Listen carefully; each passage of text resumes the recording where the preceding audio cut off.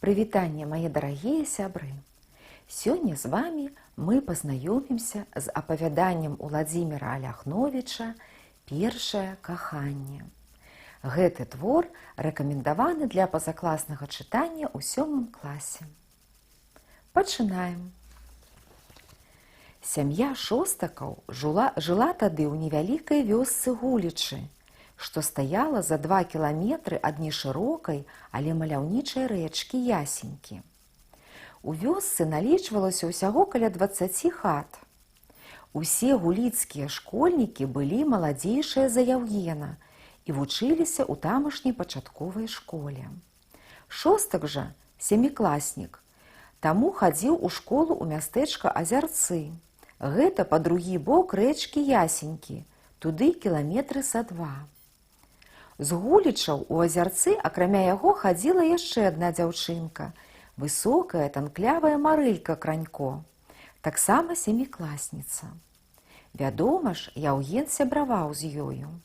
У школе яны сядзелі за адной партай, канчаліся заняткі, разам ішлі дамоў. Папоўдні, зноў-такі ўдваіх, рыхтаваліся да урокаў. Улетку працавалі на сенажаці і ў полі, вечарамі гулялі ў лапту, зімой каталіся на лыжах і санках. І так было заўсёды. І вось, калі Марылька з Яўгенам ужо вучыліся ў 7 класе, іх запрасілі на школьны навагодні баль старшакласнікаў. У актавай зале зіхацела разнакаляровымі агеньчыкамі ёлка, іграў аркестр, і не менш ярка зіхацела Марылька, расчырванелая, радасная. На ёй была блакітная, пад колер вачэй, сукенка ў крапінку, светлыя валасы сцягнуты ў пучок і павязаны шырокай, таксама блакітнай стужкай. Танцавала яна з высокім чарнявым 10-класнікам Мішам, па мянушцы Свістун. О, як яны прыгожа плылі ў вальсе! Нетаропка, роўна, толькі ў такт музыцы ціха пагойдваліся, нібы хвалі на ясеньцы ў добрае надвор'е. Міша часта нахіляў галаву і шаптаў Марыльцы нешта на вуха. Яна тады крыху адводзіла ад яго твар, уважліва глядзела і тут жа весела смяялася. У той вечар у Яўгена ўпершыню моцна зашчымела сэрца. Чаму Марылька танцуе з Мішкам Свістуном, чаму так радасна пазірае на яго і весела смяецца? Ад гэтых думак яму аж горача зрабілася. Танцаваць ён не ўмеў, а далей так стаяць і глядзець не было ніякай моцы. І улучыўшы момант, калі Марылька глянула ў яго бок, рэзка павярнуўся і пайшоў да выхада.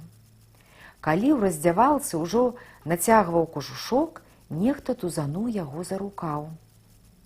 «Марылька, ты чаго тут?» – здзіўлена спытаў Яўген. «Як чаго? Пойдзем разам дадому», – спакойна адказала яна. «А Міша Свістун?» «Мішка добры для танцаў, а мы ж з табою суседзі, свае», – зноў спакойна адказала Марылька і засмяялася. Калі выйшлі са школы і накіраваліся па вуліцы, настрой у дзяўчыны не змяніўся. Яе пявучы голас і звонкі смех нагадвалі гукі меднага званочка. У наступныя дні адносіны ў Яўгена з Марылькай знешне былі нібы ранейшыя. Ішлі разам у школу і вярталіся дамоў, рабілі урокі.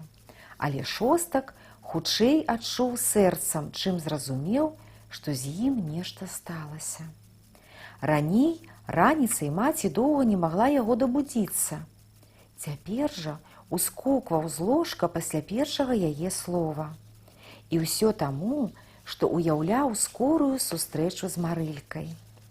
Яўген не раз лавіў на сабе доўгія, нібы прыдзірлівыя погляды дзяўчыны. Яму ад гэтага станавілася і радасна, і трывожна. Марылька часта хварэла ангінай. Кожны год, як толькі са стрэх пачыналі мільгацець, дзынкаць іскрынкі капяжу, а заснежаныя пагоркі лысець ад праменняў веснавога сонца, шыя Марылькі аказвалася абкручанай белай касынкай, а голас траціў звонкасць, станавіўся сіпатым і ціхім. Так здарылася і ў тую памятную вясну. Толькі на гэты раз хвароба зацягнулася, і Марыльку бацькі адвезлі ў бальніцу ў Азярцы. Кожны дзень пасля урокаў, узнімаючы ботамі пырскі, Яўген бег да драўлянага будынка бальніцы, што стаяў на ўскрайку мястэчка. Яго прыходы сюды, здаецца, падабаліся ўсім, і ўрачу, і сёстрам, і санітаркам. Адна з іх, цётка Клава, як толькі хлопец убягаў у прыёмны пакой, хуценька працягвала яму бялюткі халат. Ідзі хутчэй, Шостак. Гаворыць, што Марылька ноччу цябе ў сне ўспамінала. Ці то сур'ёз, ці то жартам паведамляла яна, хітравата ўсміхаючыся. Яўген куляй урываўся ў палату і, забыўшыся прывітацца, спалохана глядзеў на крыху пачырванеўшыя вочы дзяўчыны. «Як ты?» – ціха пытаўся ён. Марылька радасна ўсміхалася, прыўзнімалася з падушкі, працягвала адразу абедзве рукі, таксама ціха гаварыла. «Я ведала, што ты вось-вось прыйдзеш, бо якраз сонейка заглянула ў акно нашай палаты». Шостак садзіўся на край ложка, трымаў яе гарачыя рукі ў сваіх, і яны, пазіраючы адно аднаму ў вочы, доўга шапталіся, здаецца, аб усім на свеце.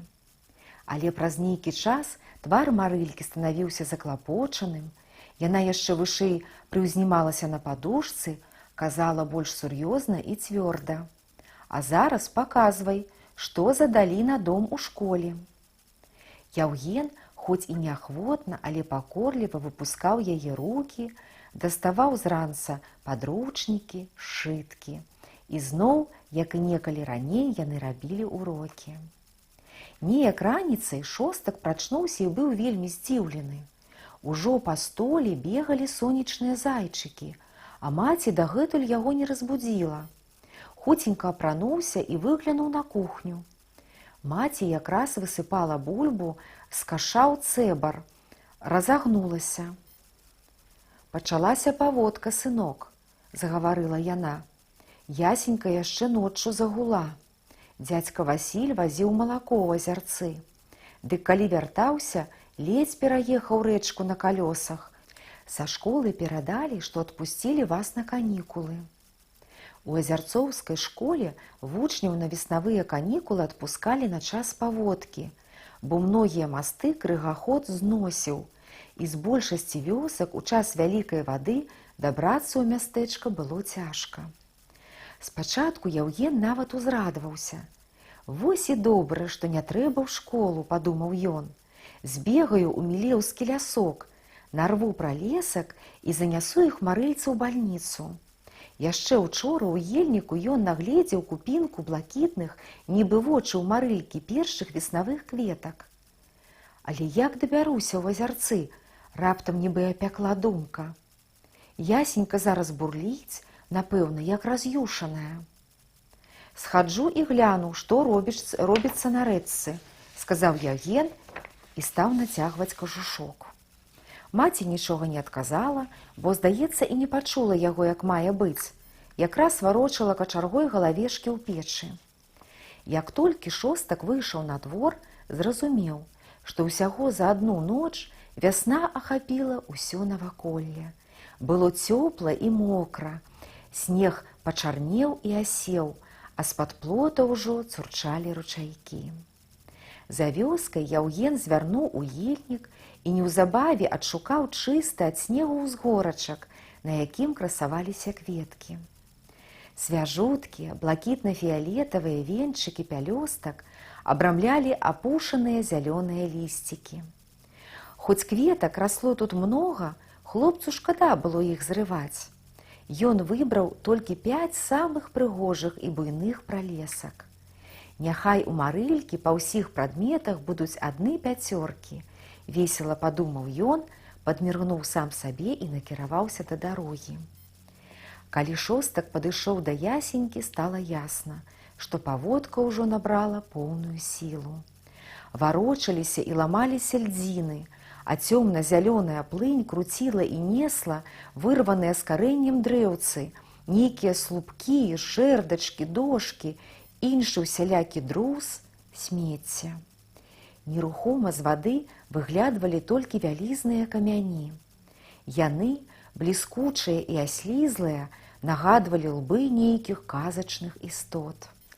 Вось па гэтых камянях і паспрабую перабрацца на той бок, вырашыў Яўген і, доўга не раздумваючы, скокнуў на шырокі камень, што ляжаў бліжэй ад берага. Тут крыху затрымаўся, каб перавесці дух і вырашыць, куды пераскочыць далей. Побач быў яшчэ адзін роўны камень. Пераскочыў на яго.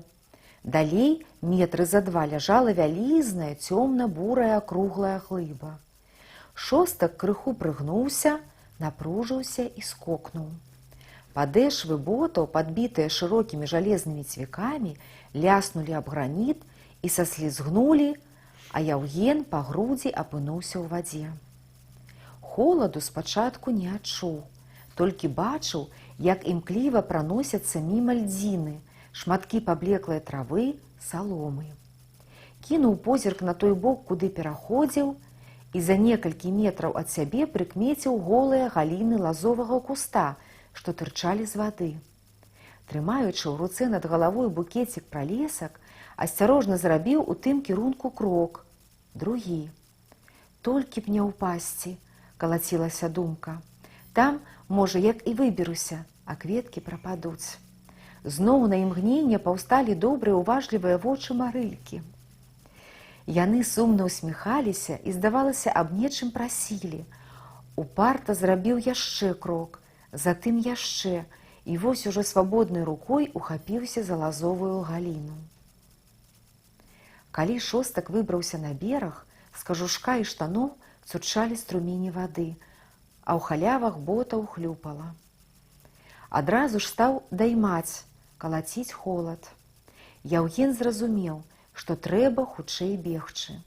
Размахваючы поламі і грукаючы ботамі, ён пасігаў па дарозе, што вяла ў азярцы. У прыёмным пакоі бальніцы нікога не было, акрамя санітаркі цёці Клавы. Тая аж войкнула і пляснула рукамі. «Ай-яй-яй, і куды, Шостак, цябе так занесла? Гэта ж трэба!»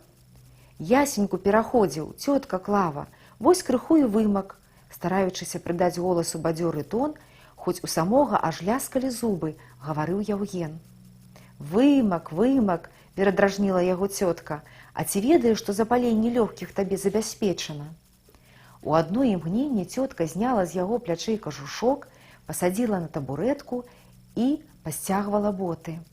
А скора Шостак ужо ляжаў на нізенькай канапе, а цётка Клава расцірала яму цела нейкай вадкасцю, ад чаго ў носе моцна казытала, і Яўген раз-пораз чхаў.